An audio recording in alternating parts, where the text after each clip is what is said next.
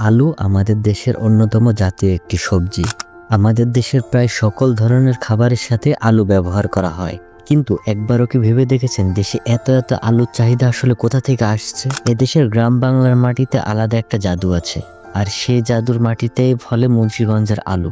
হ্যাঁ, ঠিকই শুনেছেন, দেশের অর্ধেকেরও বেশি আলু উৎপাদন হয় ঠিক এই জেলা থেকেই।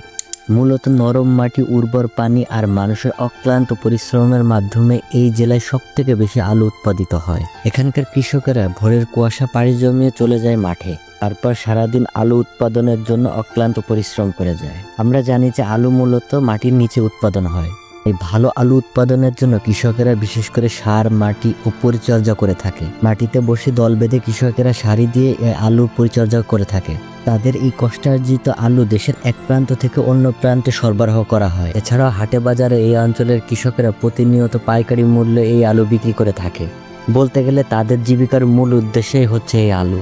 তাই বলাই যায় মুন্সিগঞ্জের এই আলু শুধুমাত্র খাবারই না, এটা গ্রাম বাংলার মাটির গল্প ও পরিশ্রমের প্রতীক।